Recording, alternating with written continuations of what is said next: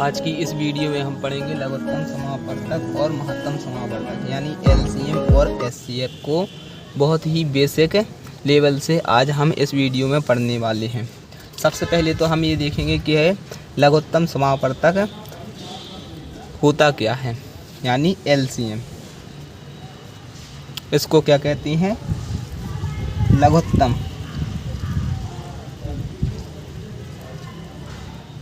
लघुत्तम समापवर्तक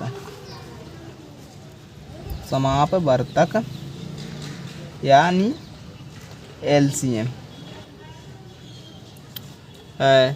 इसकी परिभाषा होती है दो या दो से अधिक संख्या, दो या दो से अधिक संख्याओं का लघुत्तम समापवर्तक वह छोटी से छोटी संख्या होती है जो उन संख्याओं से पूरी तरह विभाजित होती है। लघुत्तम समापवर्तक या एलसीएम दो या दो से अधिक संख्याओं का लघुत्तम समापवर्तक वह छोटी से छोटी संख्या होती है जो उन संख्याओं से पूरी तरह विभाजित होती है। एग्जाम्पल जैसे 4, 8, 12 का लघुत्तम समापवर्तक। अब 2, 4, 8, 12 का लघुत्तम समापवर्तक निकालें तो लघुत्तम एलसीएम इस प्रकार निकालते हैं। सबसे पहले सबसे छोटी से छोटी संख्या से डिवाइड करेंगे 2 से, 2, 4 और 6 बार जाए। फिर दोबारा 2 से 1 देखेंगे महत्तम समापवर्तक को। महत्तम समापवर्तक यानी एचसीएफ। एचसीएफ की परिभाषा होती है दो या दो से अधिक संख्याओं का महत्तम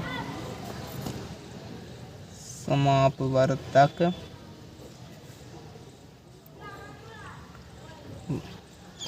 वह बड़ी से बड़ी संख्या होती है जो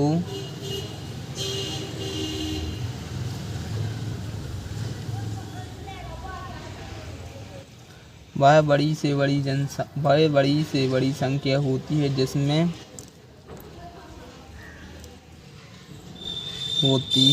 जिसमें सभी संख्याएं पूरी तरह विभाजित होती हैं। महत्तम समापवर्तक दो या दो से अधिक संख्याओं का महत्तम समापवर्तक वह बड़ी से बड़ी संख्या होती है जिसमें सभी संख्याएं पूरी तरह विभाजित होती हैं। जैसे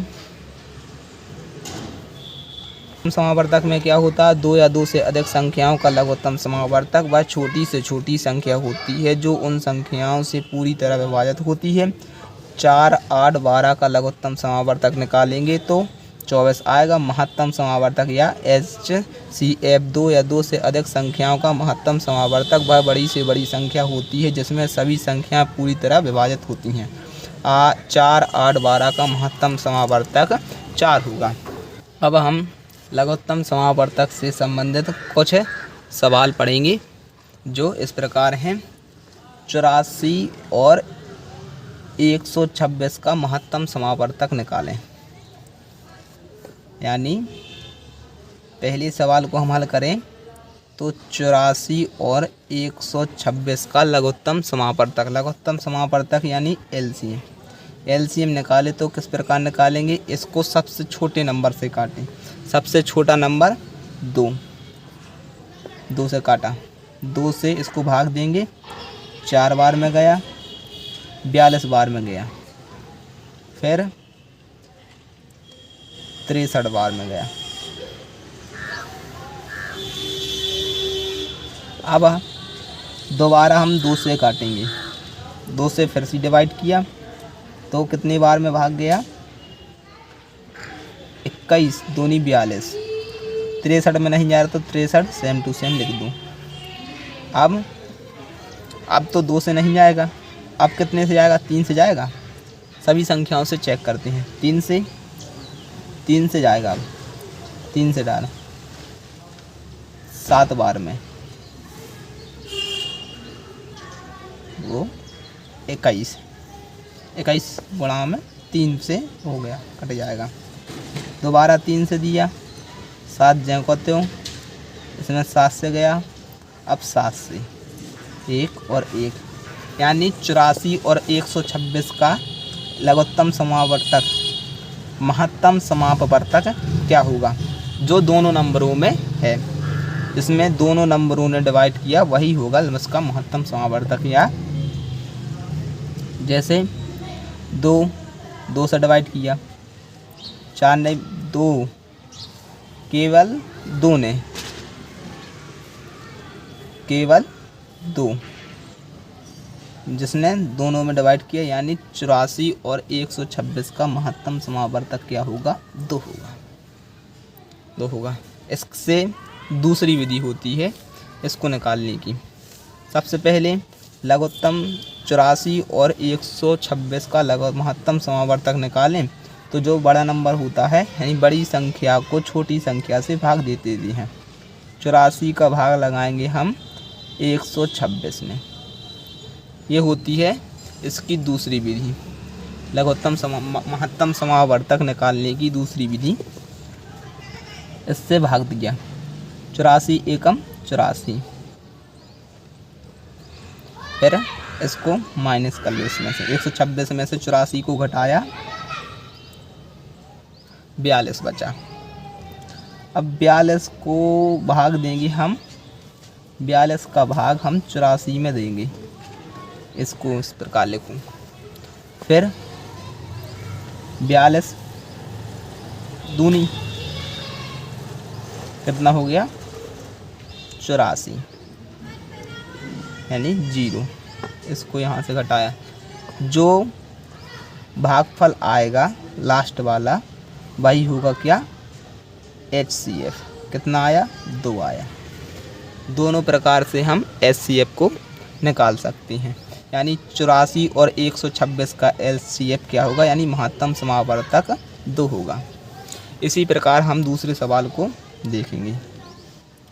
दूसरा सवाल क्या है, दूसरा सवाल है 15, 18, 24, 27 और 36 का लघुत्तम समापवर्तक। अब लघुत्तम है, लघुत्तम यानी LCM है, तो इसी प्रकार हम हल करेंगे। लघुत्तम समापवर्तक सबसे पहले 2 से काटेंगे, 2 से काटेंगे, 2 से 15 तो कटेगा नहीं, तो 15 ज्यों कहते हैं, 18 कट जाएगा नहीं, 9 बार में 18 कट गया, 24 12 बार में, 27 नहीं होगा डिवाइड, 36 18 बार में, 18 बार में 36 को काट दिया। फिर दोबारा अभी 2 से कट रहा है तो 2 से दोबारा काट दो, यानी 15 9 12 कट रहा है 6 बार में, 27 नहीं कट रहा है 9 बार में, 18 कट रहा है। अभी 2 से एक बार और कट जाएगा। अभी 5 9 ज्यों का त्यों, 3 27 और 9 ज्यों का त्यों। अब तो नहीं 2 से कट रहा, अब 2 से नहीं कटेगा, अब कटेगा कितने से? 3 से।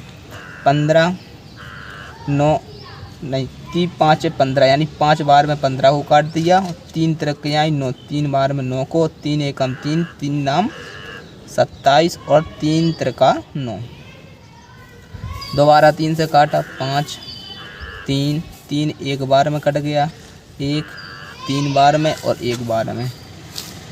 अभी 3 से एक बार और कट जाएगा, 3 5 ज्यों करता हूँ, 1 1 और 1 1। अब 5 से काटूँ, क्या बचा? 1 1 डिवाइड हो गया। अब हम एलसीएम कैसे निकालें?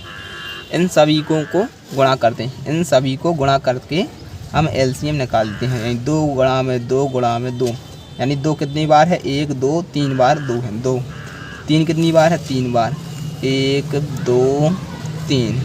5 कितनी बार है? 1 बार। इन सभी का गुणा करेंगे तो क्या हो जाएगा? इसका 15 18 24 और 27 36 का एलसीएम निकलेगा। 5 तिहाई 15, इसका गुणा कर दे, 5 तिहाई 15, 15 ती 45, 45 दूनी 90, 90 दूनी 180, 180 दूनी 360। 360 का गुणा 3 बार करूँ,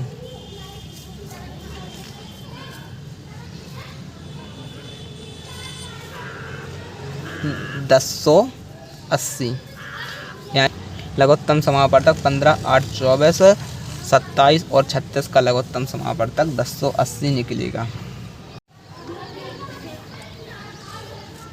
एलसीएम और एचसीएफ में भिन्नों को हल करने के लिए 2 सूत्र होते हैं। पहला सूत्र होता है पहले एलसीएम के लिए, भिन्नों का एलसीएम बराबर अंशों का एलसीएम बटे में हरों का एचसीएफ। ये होता है भिन्नों के एलसीएम के लिए सूत्र और भिन्नों के एचसीएफ के लिए।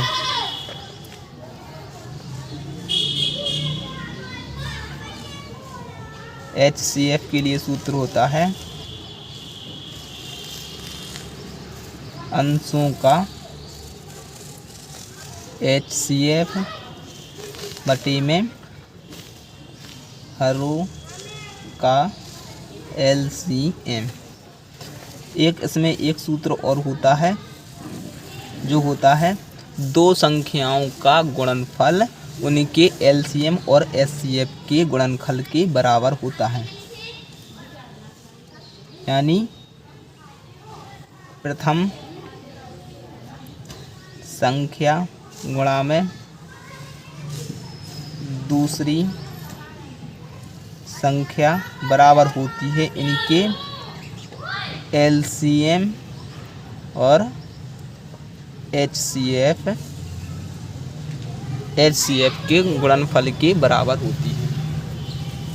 अब हम देखेंगे एग्जाम्पल। भिन्नों के एलसीएम 5/3 और 10/9 का एलसीएम निकालेंगे। इसमें क्या एलसीएम के लिए अंशों का एलसीएम बटे में हरों का एचसीएफ।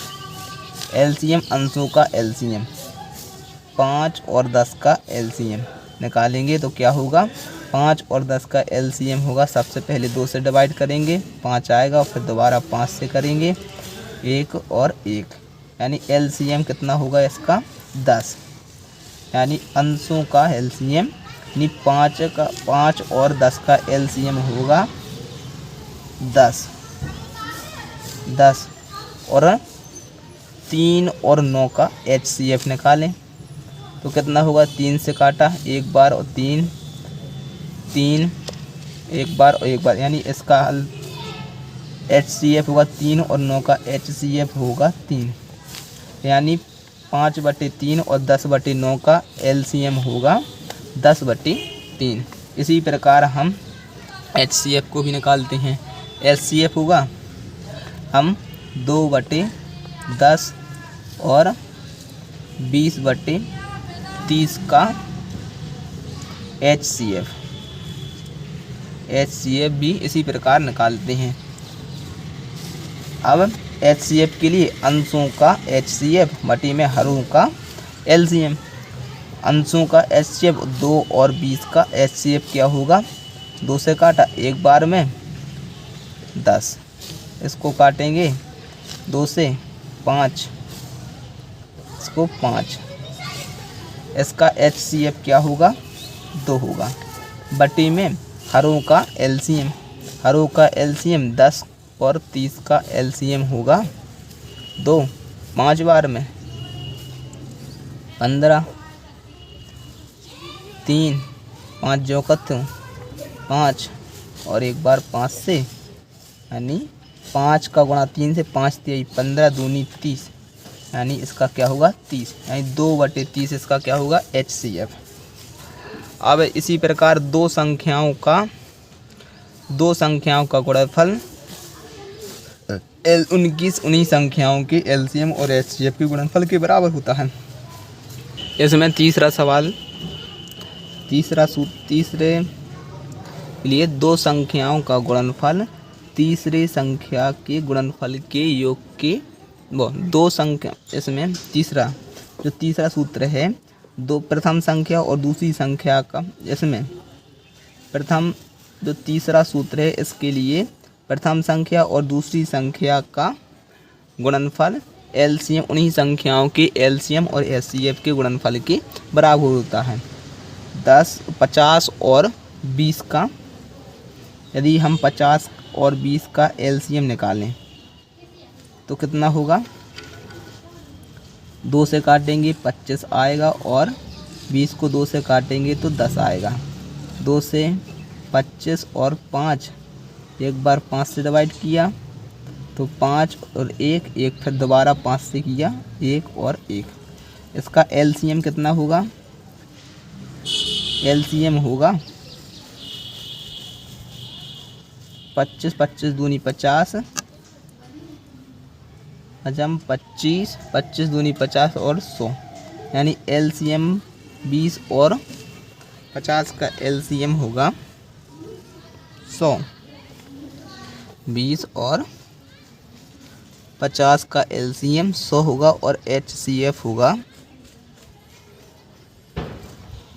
HCF 2 गुणा में 5, 2 गुणा में 5 बराबर 10। अब पहली संख्या और दूसरी संख्या का, चूँकि प्रथम संख्या दूसरी संख्या बराबर में होता है LCM गुणा में HCF।